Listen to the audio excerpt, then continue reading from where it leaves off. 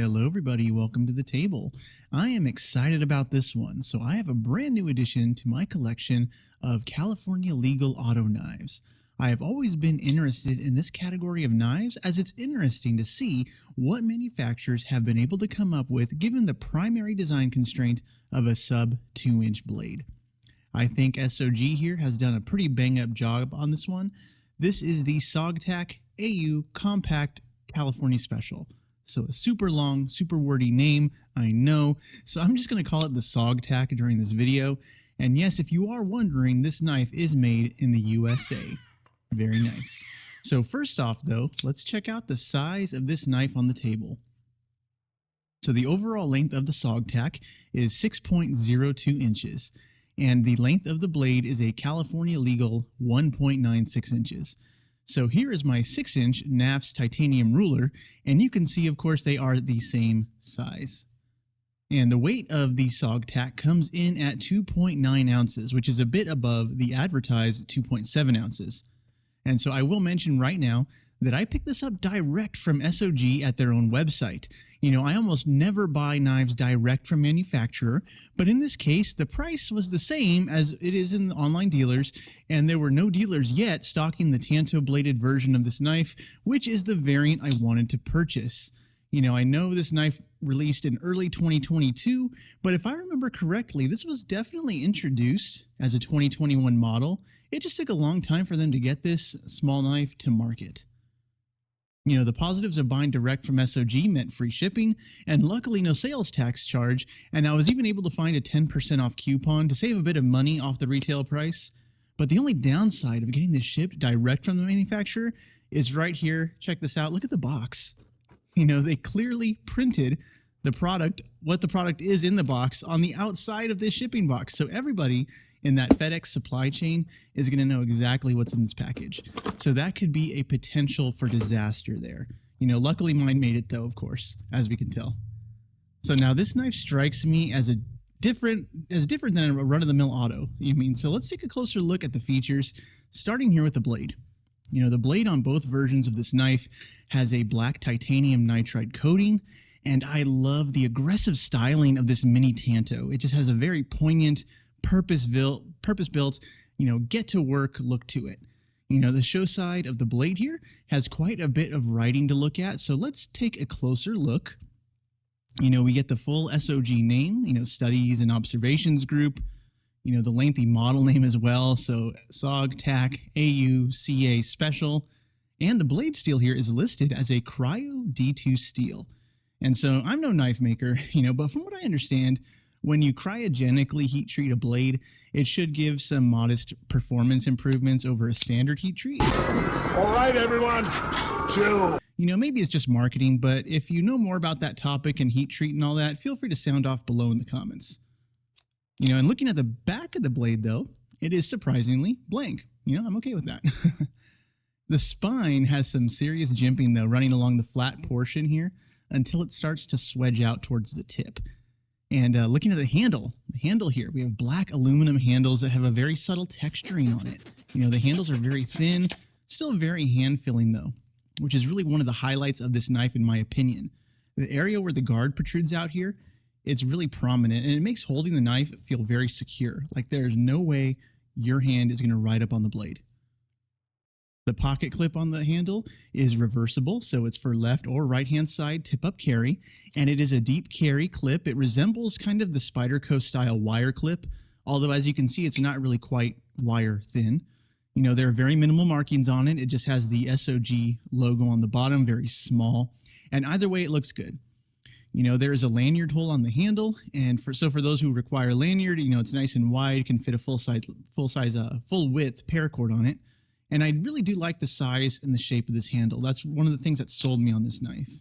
And I'll point out as well, now that we're looking at it, all of the screws on this knife, from the pivot to the pocket clip, all use a T6 Torx bit. You know, and now on a slight tangent, I'm going to get on my high horse here. You know, I understand why they do this, but in my opinion, too many of these California legal autos, they lean towards the mini knife category over the utility knife category. You know, a tiny knife with a tiny blade is almost more of a novelty, whereas making that same tiny blade and mating it with a fuller size handle gives you a knife that is obviously ready for and intended for, work. So far in my experience, only SOG and ProTech have made any effort to introduce a California legal auto with a working size handle. And so for a quick comparison, we can see that the SOG-TAC here is going to sit right next to the last generation of the SOG California Special. So both are blacked out knives, both have aluminum handles, with this newer SOG-TAC looking, maybe a bit more tactical and with more squared off corners, compared it to the rounded edges here and the giant, SOG billboard on this earlier model, and we can also compare the SOG-TAC to the ProTech half-breed. So the ProTech is more designed as a gentleman's carry, sleek lines and everything, but still, it's a full-size aluminum handle that comes off of the ProTech Newport, but it has this California legal blade on it. They come in a lot of colors, a lot of different inlays, but I think this makes for a good comparison, with the blacked out aluminum and carbon fiber here. Still the point here is that every other manufacturer of California legal autos seems to be more interested in making tiny, near novelty knives that just so happen to be handy for work, rather than build something designed for work from the get-go. I could rant on this topic for another 20 minutes easy, so let's move on from here and let's take a look at this auto mechanism. So the standard button lock has come to dominate the side opening auto market, but here we have a unique mechanism that SOG is calling the AU-XR lock. So rather than push a button to deploy the knife, you are pulling back on this lever, similar to how, like a Benchmade auto knife opens using the auto axis lock.